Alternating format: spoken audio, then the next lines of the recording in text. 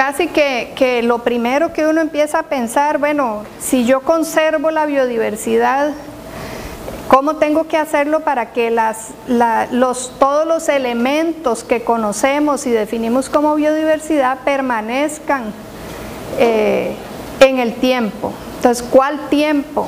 ¿10 años, 50 años, 100 años? ¿Cuál es ese tiempo ecológico o tiempo evolutivo? Me gustó mucho la charla del doctor Bert, porque incorpora los elementos geológicos y los elementos de tiempo evolutivo. ¿Y cómo hacemos eso en conservación? ¿Cómo le explicamos a una municipalidad o a un gobierno que así es como tiene que pensar? Eso es difícil, y el gran reto de nosotros, que en algún momento tenemos la dicha de poder hablar sobre esto es cómo traducirlo, ¿verdad? Hablar en términos más sencillos y más prácticos. Claro, al final y al cabo lo que llega es, bueno, hacemos lo que usted me diga, ¿ya? Porque realmente a veces el 80% de las cosas que uno habla pues no son totalmente digeridas, entonces es difícil, ¿no? Para el caso particular, aunque esto lo hablo muchísimo en las charlas de aguas, es válido para cualquiera, ¿no? O sea, conservar es mantener lo que tenemos, o sea, tratar de evitar que las poblaciones se extingan y en consecuencia las especies. En muchos casos, cada vez más, tenemos que trabajar en mejorar. Si en algún momento se decide que una zona debe entrar al régimen de conservación, casi nunca va a tener todos los elementos que creíamos que es la situación original. O sea, tenemos que aprender a restaurar con poblaciones semilla. Y la otra es la tercera arista, ¿verdad?, que tenemos siempre que tomar en cuenta, es que la conservación debe de ofrecer los espacios y los elementos para que la especiación siga adelante, ¿verdad? O sea, generar nuevas especies. No podemos con el sistema de áreas protegidas crear islas, ¿verdad? O sea, esas islitas lindas y decir, bueno, de todas maneras, en sumatoria lo que tengo es el 26% del territorio nacional que está bajo protección. Y sí, suena muy interesante, el logro es inmenso. Sin embargo, no estamos claros si dentro de la matriz completa estamos proveyendo de esos elementos que permitan el movimiento genético para que ocurra o no una especiación. Entonces, con esos tres, si yo hablo con Lenín, nada más le digo esos tres y ya estuvo. Ya él sabe de lo que estoy hablando. Pero en realidad no es tan claro, ¿no? O sea, para todo el mundo, ¿qué significa eso? Tengo que pensar en tamaño de las poblaciones. Tengo que pensar en número, aquí digo número de especies. Sin embargo, no es tanto el número de especies, aunque eso me parece ha sido el énfasis de estos últimos 3 días, ¿verdad? Especies endémicas, especies. Pero hay otra parte de la diversidad biológica que tiene que ver con cómo estas especies se organizan en el medio en el que están, ¿verdad? No es solo la composición, sino la estructura. Y esto es importante porque desde el punto de vista del sistema ecológico, esa estructura tiene en conjunto, podemos hablar de un metabolismo que nos da como seres humanos un servicio del que nosotros aprovechamos. Si es agua, pues ayuda a procesar materia orgánica y mantiene la calidad. A veces hablamos de la captura de CO2 para producir oxígeno, pero igual el CO2 hay que tener cuidado porque un charral tiene una tasa más alta, una capacidad más alta de captura de CO2 que el bosque primario, ¿verdad? O sea, las algas en la zona norte tienen una tasa de eficiencia muchísimo más alta en captura de CO2 que ningún otro sistema, ¿verdad?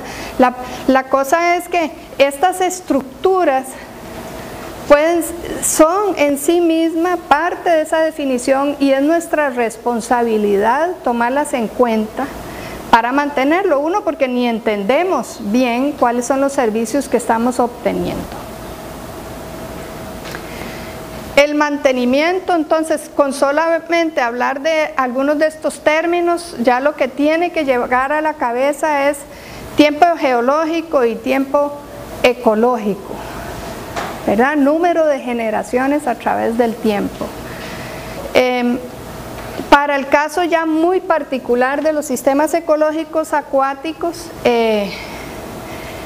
es una cuestión de heterogeneidad ambiental o del espacio, así como hablamos de la cordillera de Talamanca, como ella con sus irregularidades, la altura, los recovecos, mantiene espacios para más especies, más diversidad, e igual es en un río, solamente que la escala es mucho más pequeña, ¿verdad? Que si hay rocas grandes, que si hay rocas pequeñas, que si hay arena, cuánto más de arena, cuánto más de rocas, y eso más el hecho de que hay un flujo de agua constante, que tal vez en el terrestre podríamos homologarlo un poco a las corrientes de viento, ¿verdad? Y la otra es que son sistemas que están en constante cambio, ¿sí? La tasa a la cual un sistema terrestre cambia es más lenta que la de un río, pero es igual, solamente que tenemos que cambiar esas escalas de comprensión. Entonces, lástima que no está Ani está trabajando mucho en ríos y bajando las escalas de investigación a lo que llama unos segmentos muy cortos de pocos kilómetros. Para los ríos la información disponible es muy baja, ¿verdad? Aquí ustedes están hablando, bueno, que si el nombre de la especie es la misma que lo que dice Manuel o que lo que dice Lenín o que le dice... Aquí no podemos entrar en esas discusiones porque las identificaciones, con suerte, ahorita estamos llegándole a género porque hay una experta que realmente se ha metido en eso, que es Mónica, y así es en todos los países, en la gran mayoría pues se llega a familia y eso, entonces...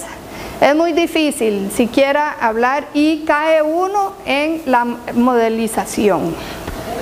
Antes de seguir con eso, hay otros elementos importantes particulares a los sistemas acuáticos y es el famoso concepto de conectividad, que para los sistemas terrestres, bueno, ya hemos modelado cuáles serían las líneas de conectividad con base en elementos que facilitan el movimiento de genes entre un sitio y otro, ¿no? En este caso es casi igual si pensamos en especie, pero es que presencia o no de agua. Si no hay agua, pues no hay río. Entonces un sistema que está aguas abajo depende del de arriba simplemente porque de ahí viene el agua. No necesariamente en todos los sistemas de ríos esta conectividad implica un intercambio genético, ¿verdad? La cantidad de especies migratorias, raro, nadie ha hablado de especies migratorias que son tan importantes como las endémicas en estos análisis porque requiere de espacios muy amplios. Los sistemas acuáticos de Costa Rica sí hay especies migratorias, pero no es que representan todo el mapa de la biodiversidad costarricense, ¿verdad? Hay unos cuantas. Entonces, en este caso, lo que hace es que cambia una dinámica particular, como que pusiéramos un abanico y le aceleráramos o le disminuyéramos la velocidad de las corrientes que pegan sobre Guanacaste, que lo que tenemos es porque hay unos meses del año donde estas velocidades de los vientos son altísimas, ¿verdad? Entonces define un sistema particular. Así es en los ríos. Se ponen las represas y se modifica, no necesariamente se mata, pero sí se modifica, ¿verdad? Estamos trabajando mucho en cuánto se deja, no es cuánta agua, es cómo esa agua sale y bajo qué calidades. Entonces en las tomas de decisiones mucho depende de lo que uno comprenda sobre esa agua que sale después de la represa. Hay otro tipo de barreras que son de contaminación, porque son calidades del agua que impiden que ciertos organismos tengan la capacidad para sobrevivir ahí. Hay unos lagos en África que la desembocadura de los ríos que entran a esos lagos, las calidades del tamaño del grano de los sedimentos y del agua son en sí mismas barreras. Entonces hay especiación en los espacios entre desembocaduras de un solo lago, simplemente porque no se pueden mover por todo el lago, porque en sí misma eso es una barrera. Entonces hay barreras naturales, hay barreras intensificadas por la actividad del ser humano. Entonces tenemos que considerar elementos importantísimos como sustrato y materia orgánica, o sea, esa heterogeneidad y esa dinámica está definida por elementos como esa, y caudales, extracción de aguas, todo eso.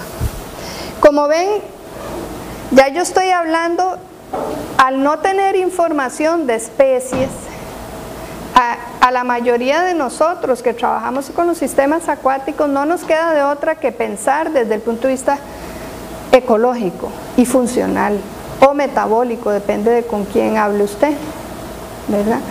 Entonces utilizamos elementos, tanto si tenemos suerte con información sobre el propio río, o si no con elementos del área de drenaje, ¿verdad? Empieza uno, bueno, ¿dónde está la información? Pues afuera, bueno, el tipo de suelo, nutrientes, el gradiente, la cantidad de nutrientes que entran y todo. Entonces, claro, yo empiezo a darle vueltas, si hay nutrientes, hay más algas, si hay más algas, hay aquello y el otro. Bueno, entonces yo más o menos, uno puede pensar en el funcionamiento, más no necesariamente en la identidad, ¿verdad? Pero sí de lo que uno llama grupos funcionales. Va a estar predominado por raspadores que se alimentan de productores primarios, la tasa metabólica del productor primario. Entonces uno siempre va a trabajar desde ese punto de vista mayoritariamente, y estamos forzados por la falta de información detallada, ¿verdad? Como decía el doctor antes, lo preferible es tener el dato, lo preferible es levantar el dato, porque estamos trabajando muchas veces con indicadores indirectos, ¿verdad? Proxies, basados en 3 o 4 investigaciones en diferentes partes del mundo que me dicen, bueno, si usted le mete nitrógeno, entonces soy aquello, y se hizo tal vez allá por Maine, en Estados Unidos, donde es frío, y bueno, voy a ver si lo puedo correlacionar con Costa Rica. Le pregunto a una investigadora que hizo algo y me dice, sí, eso medio pasó, ok, está bien, entonces tal vez podemos. ¿Entienden? Esos son los retos enormes, uno de los retos para trabajar con esto.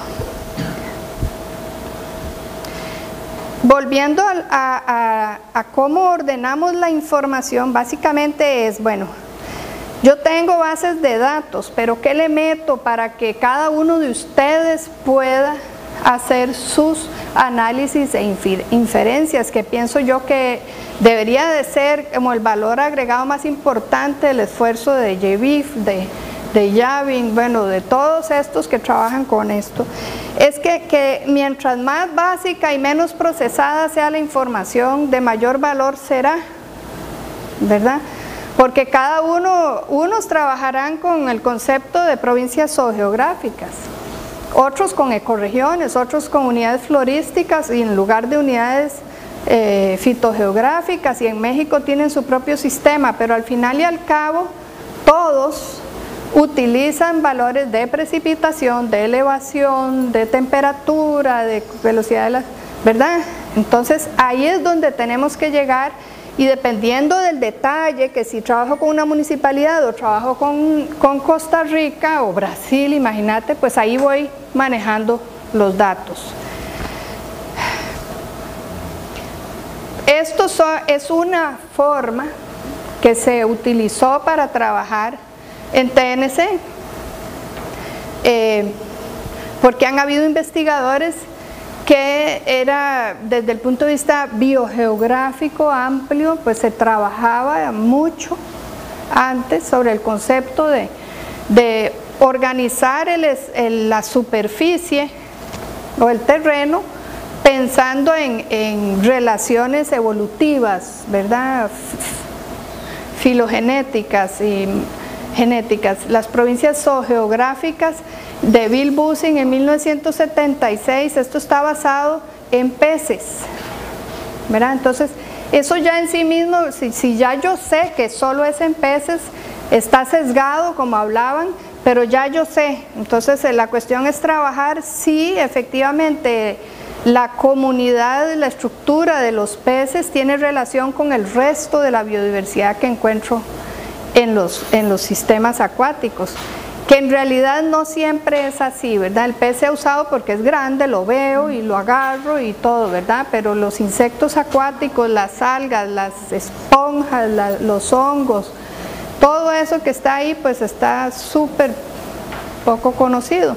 En todo caso, parte de lo que se hablaba, vean que esto refleja mucho la capacidad de los peces para lograr moverse en este terreno, ¿verdad? Entonces, vean que los grupos, hay unos grupos que entraron y justo donde empieza la cordillera volcánica central que divide ambas vertientes, entonces entran y hay una divergencia aquí. Estos llegan hasta aquí, estos ya se mueven a una zona un poco más amplia, ¿verdad? Que son todas las llanuras del Caribe. Es como lógico, no hay sorpresas ahí. Sin embargo, es una visión macro, es una visión muy tenemos que tomar esto en cuenta porque es la manera en que las especies se mueven para colonizar. Y de fijo se ve, o sea, uno puede ir en estas zonas, incluso aquí en la selva, en los años, porque no es cada año, en que hay grandes lluvias, se inunda, caminas por la selva con agua por aquí, en las zonas que son de bosque, y en esas zonas de agua de 10 o 15 centímetros, de pronto me encontré yo una machaca que estaba moviéndose de un cauce a otro, ¿verdad? O sea, esos son los detalles que son importantes, y si no ocurren, no hay intercambio genético, particularmente en los ríos. Entonces, esto es lo que refleja eso, ¿verdad? Ahora ya tienen que empezar ustedes a darle vuelta. Bueno, eso quiere decir que yo tengo que permitir la ocurrencia de inundaciones, ¿verdad? Yo tengo que permitir, desde el punto de vista de conservación de los sistemas riberinos, tengo que permitir eso, lo cual se hace ya muy difícil cuando hablamos de poblaciones humanas que están construyendo diques porque las inundaciones son malas. ¿Ven? Esto es la información que uno extrae y esto es esto es un insumo para ver qué hago yo para conservar, ¿verdad? ¿Cuáles son los mecanismos que tengo que buscar? La complejidad es enorme. Entonces, eso era de tiempos más grandes. Esto ya empieza a bajar, si bien es una temporalidad que refleja eventos climáticos y geológicos, principalmente, ¿verdad, Lenin? Sí. Y las ecorregiones de agua dulce que aquí se representan con Abel en 2008, es la visión más reciente y que incorpora a los científicos que estaban trabajando en eso. Bill Bussing de Costa Rica, aquí estaba, siempre se me escapa su nombre, pero que trabaja en biología molecular y toda la cuestión de secuencia genética para ver bien a dónde es que actualmente están estas separaciones de ecorregiones, ¿verdad? Sí sigue a las provincias, es como esto no viola en ningún momento la información que existía desde los 70s, esto todavía se acomoda. Aquí hubo una discusión un poco de lo que usted mencionaba que se ve con la imagen satélite, porque se ve aquí con la distribución de los peces. Esto de nuevo tiene un sesgo enorme para peces, ¿verdad? de que el tipo de especies y comunidades que usted encuentra aquí, ya aquí, brinca y es totalmente diferente.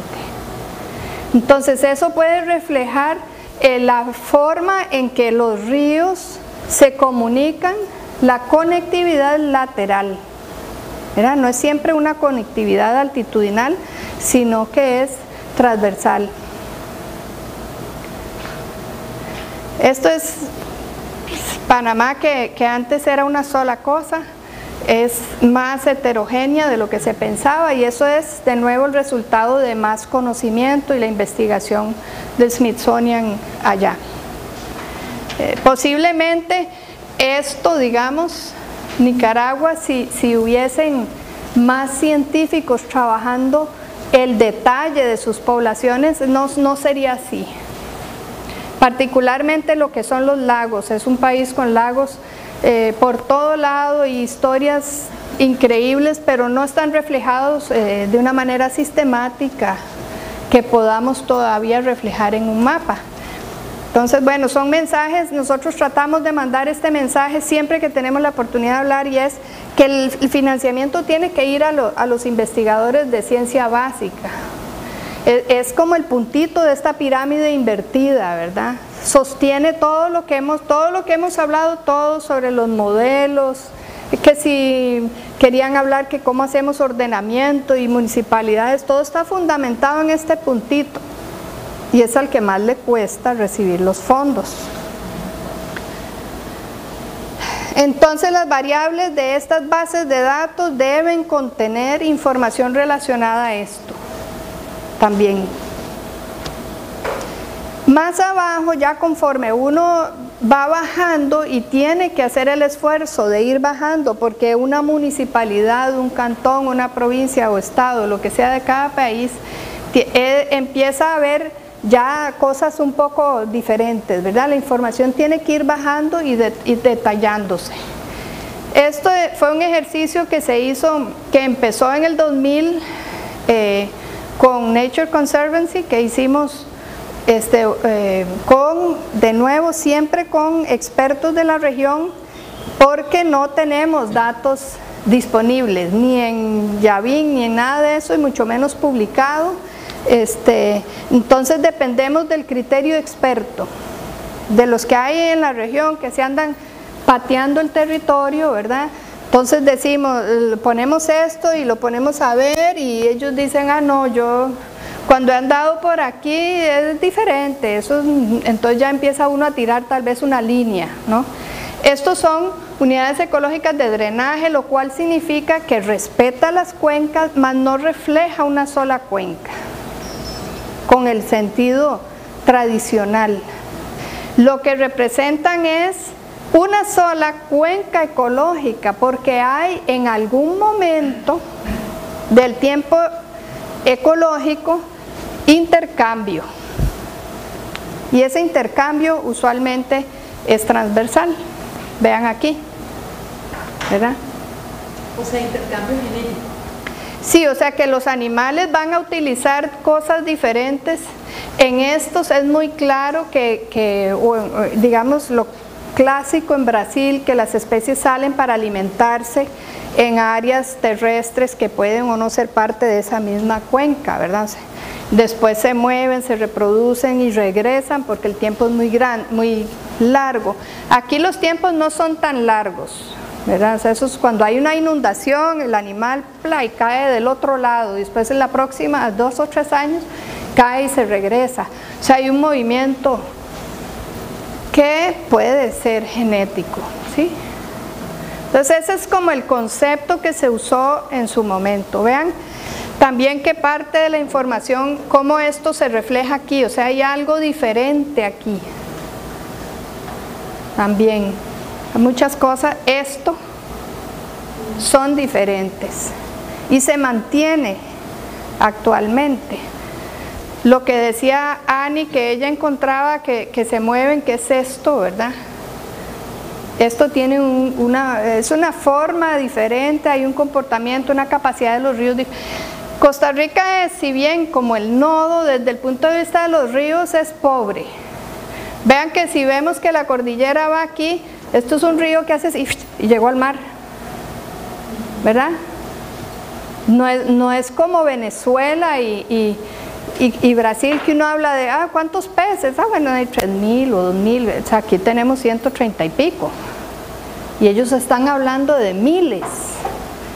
Claro, el espacio y la heterogeneidad desde todo punto de vista jamás la vamos a poder ofrecer cuando los ríos no logran alcanzar meandros y, o sea, todos esos cambios no podemos. Eso ya es más arriba. Aquí ya empieza uno a ver en estas zonas más interacción con los mares. Se observa un poco aquí. Entonces estoy mostrando los niveles de análisis a los que uno va bajando. Esto ya es el tradicional sistema ecológico, ecosistema. No uso ecosistema y es al propio porque para un ecólogo de ríos, para mí el ecosistema siempre va desde la desembocadura hasta la cabecera. Eso es, porque el que está en el estero depende del agua que se genera arriba y la manera en que ésta fue bajando, etcétera, ¿verdad? En todos esos diferentes meses del año que van cambiando, es así. Sin embargo, dentro de este sistema tan diferente que es un estero a una cabecera debajo del bosque, tengo espacios, igual que en plantas, espacios donde las especies que encuentro ahí, como decir un bosque nublado, pues es diferente a lo que encuentro en el manglar. Entonces, esas diferencias las captamos bajo el nombre actual de sistemas ecológicos. Estoy casi en el punto de si lo que modelamos ahí será el equivalente a nichos, solo que no a nivel de especie, ¿verdad? Sino al nivel de un grupo, simplemente porque la información que le metemos para poder observar esto, que son los 64 sistemas ecológicos de Costa Rica, se fundamenta precisamente en elementos como precipitación, como elevación, como los 4 más importantes era, es que eso era para el nivel más detallado, para el siguiente, era estacionalidad, elevación, precipitación, que si el río se conecta con el siguiente, es otra porción de río o con un lago, que no es lo mismo que esa porción del río se conecte con un lago que si se conecta con un río o si se conecta con el océano. Bueno, eran 4 cosas grandotas que son muy grandes, o sea, son solo 4 indicadores los que estamos usando y la heterogeneidad nos da en 64. Entonces, esto es gruesísimo, sin embargo, a nivel de territorio se ve muy heterogéneo, ¿verdad? Si yo le meto más detalle de elementos que son importantes para la biodiversidad, como la velocidad de la corriente, que es el gradiente, porque no tengo el dato mismo de la velocidad, entonces usamos gradiente, y le meto geología, el origen en el que están, bueno, ciertos detalles, se dispara. Aquí hay representadas 515 y le llamamos macrohábitats. Pero vean que esto sale solamente usando 6 variables. O sea, es mucho. Y los ríos sí son sensibles a ello. Sí son efectivamente sensibles. Ahora, si yo me voy a la Universidad de Costa Rica Y digo, bueno, estos son los sistemas ecológicos, vamos a organizar la información, así tal cual Nelson, ¿verdad? O sea, que pusiéramos en el mapa dónde hemos muestreado, cuál es el esfuerzo para validar, esto es el resultado de modelización de modelos, ¿verdad? No es que fuimos al territorio para verificar que efectivamente Guanacaste es más o menos igual. Todo eso falta, es muy caro. Y lo que lo pone todavía más difícil es, si yo vengo en enero y muestreo aquí, y la próxima vez vengo en abril, es otra cosa, y si después vengo en junio es otra cosa, el mismo segmento. Sin embargo, la descripción, lo que identifica la particularidad de ese segmento como ese sistema ecológico es precisamente que esa diferencia se mantenga en el tiempo. Eso yo no lo sé, ¿verdad? Es lo que yo espero que esté ocurriendo, ¿verdad? Que hayan patrones que se reflejen más o menos en cada mes. Hay lluvias diferentes, escorrentías diferentes, pero el año entrante es más o menos igual. Entonces yo espero que esa alternancia en la estructura de las comunidades sea algo que se repita en el tiempo, y la manera en que se repite me lo define. Eso es muy difícil cuando pensamos en cambio climático, ya para los sistemas terrestres que tienen una tasa de cambio más lenta, ¿verdad? Aquí, por ejemplo, es un bosque dominado por pentacletra o gavilán, que lo hace diferente a muchos otros bosques lluviosos tropicales, porque tiene esa predominancia. Entonces yo escuchaba mucho que los botánicos decían, eso fue una cuestión de fortuita en el tiempo geológico, que en su momento, no sé si los indígenas aquí habían pelado hace 500 años, no sé muy bien, pero que cuando empezó otra vez lo que había era pentacletra, y pentacletra se reproduce por una rama, por un tronco, o sea, tiene una capacidad de establecerse bastante alta, ¿verdad?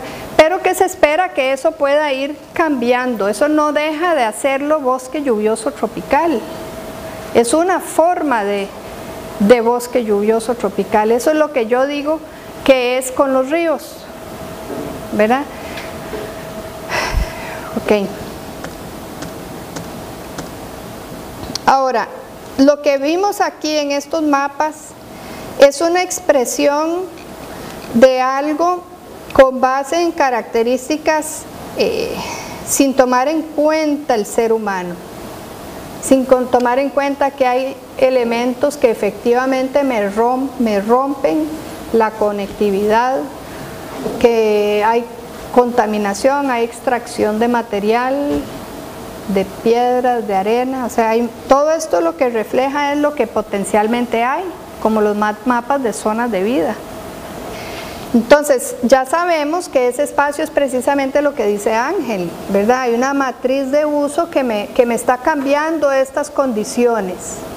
En una cabecera, cuando yo espero que no haya luz directa y que la forma en que entra la materia orgánica es en la forma de un tronco que cae o una rama entera, ya no, ¿verdad? Ya me va a entrar en forma de partículas, de cacas de vaca, de sedimento fino, o sea, cosas que no eran. Entonces el sistema se ajusta, se ajusta a eso, ¿verdad? Hay algunas especies que logran cambiar, no se pueden ajustar, y si no, pues te vas para otro lado, si hay conectividad.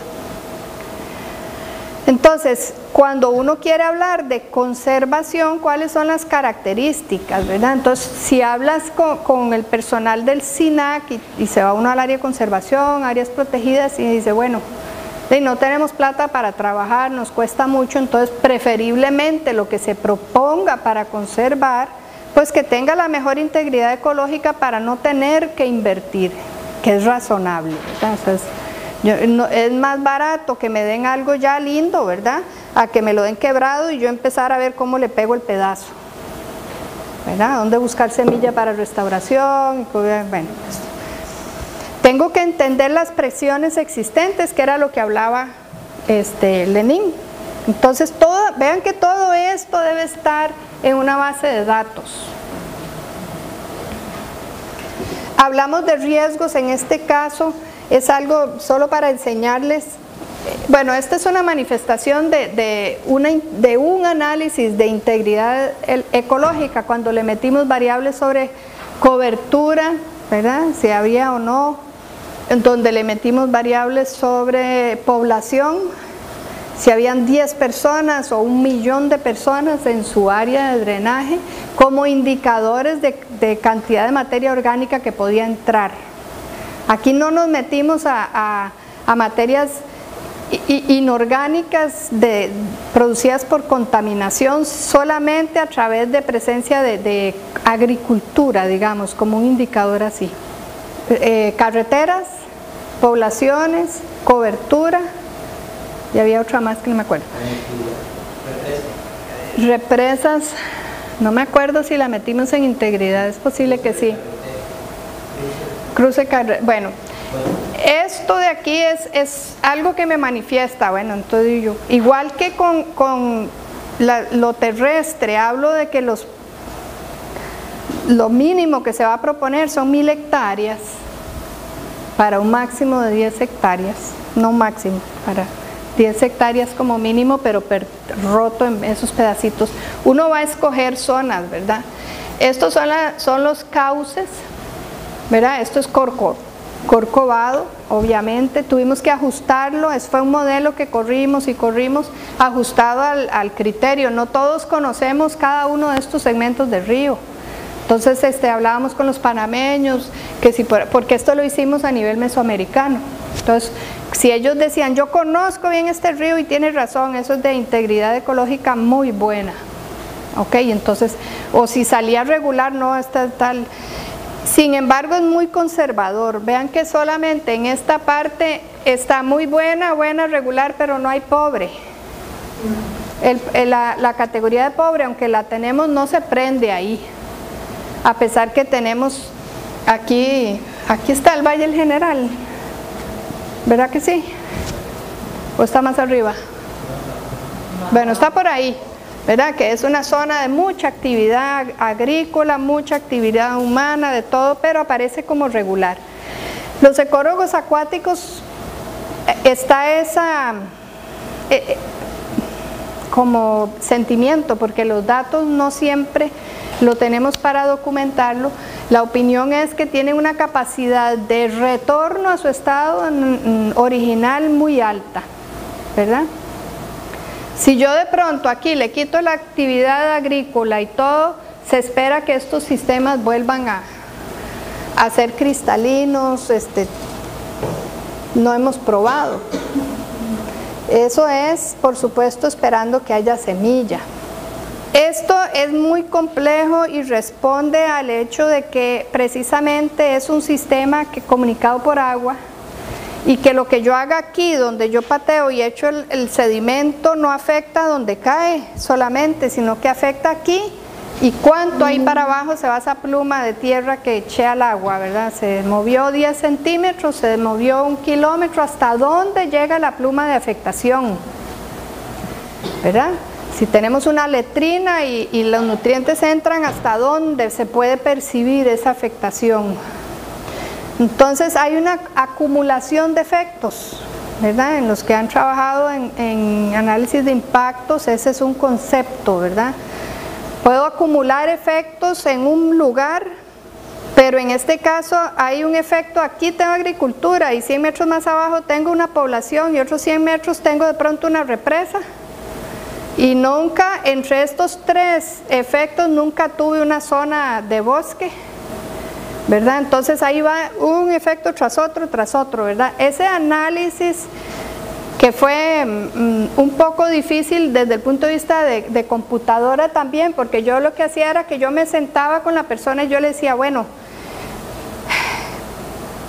al ojo de buen cubero, si es una represita pequeña, vamos a decir que si tiene todas las condiciones, mitigación y todo, que tenga una afectación de 20 kilómetros para abajo o 5 kilómetros, siempre y cuando aguas abajo se mantenga lo que se espera. Pero si a los 2 kilómetros viene agricultura, usted le tiene que sumar eso, que se iba medio mejorando y de pronto le mete esa agricultura. ¿Y cómo se lo meto? La intensidad es X, o sea, era como un modelo matemático que él tenía que mostrar así, yo no sé, pero es así, ¿verdad? Los sistemas ecológicos, ¿verdad? Vienen así, entonces hay una entrada que se dice que tiene una intensidad, y ahí teníamos varios niveles, que se debe de ir se puede ir poniendo rojo si hay otras intensidades que se le suman. Pero bueno, aquí es un mal dibujillo, pero si esto no estuviera aquí, esto estaría prácticamente en rojo y después se va haciendo en azul. Hicimos una corrida para esta zona, ¿verdad? Donde ven que lo rojo es bastante intenso, pero si el rojo puede estar aquí, si hay algo que de pronto no lo toca, se puede convertir en menos y tal vez después en amarillo. Todo esto responde al hecho de que se cree que la capacidad del río para regresar es muy alta. O sea, ese es el concepto primordial sobre este análisis, ¿verdad? También la idea de todo esto es que las características de la pluma de agua de cada uno de los ríos iba a venir definida por parte de esto. Entonces, el paso siguiente que no logramos era agarrar, o sí lo hicieron ustedes, bueno, la parte marina con estas características, entonces ver ya los otros expertos en lo marino. Es muy intenso, ¿verdad? Desde el punto de vista de análisis. Esto es lo que yo llamaba cuando iba a las universidades, es como el segundo piso, porque nosotros no generamos la ciencia básica, pero dependemos de la ciencia, y los que generan ciencia básica les da pereza hacer esto. Cuando yo iba a la Universidad de Costa Rica y bueno, me atendían los investigadores porque te conozco, ¿verdad, mae? Porque qué pereza, yo no voy a estar aquí sentada perdiendo 2 horas, pero así que pregúnteme rápido, ¿qué es lo que...? O sea, así, ¿verdad? Entonces yo, bueno, a ver, sentémonos aquí y en este escenario, sí, bueno, ahí está el artículo. Ok, deme el artículo, este otro. Entonces, al final era un poquito un deme y quite para ver si los vacíos de información pueden ser llenados por el trabajo de investigación por estos expertos. A veces sí, porque bueno, sí, la verdad que está bonito el lugar, pero a veces no, yo no quiero ir ahí, o no tengo plata, ¿verdad? Entonces, el trabajo de nosotros... A nosotros nos pagan. Vea que muchos de estos proyectos, cuando lo mostró Álvaro Herrera, él dijo, bueno, al INVIO lo contrataron para tal y tal, él fue muy formal, pero lo que hicieron fue ciencia, ¿verdad?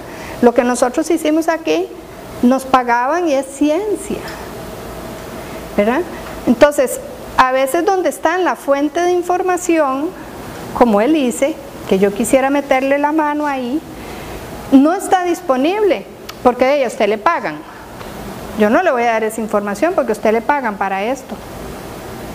Entonces hay que buscar, y quiero volver a cerrar con lo que hablábamos ahí, hay que buscar mecanismos que estimulen, si bien puede ser desde que uno compre los datos a precios razonables, porque esto es para todos, no es que yo con esto hago un producto y ese producto me va a dar de comer por los próximos 30 años, no es así, es para el bien de la sociedad.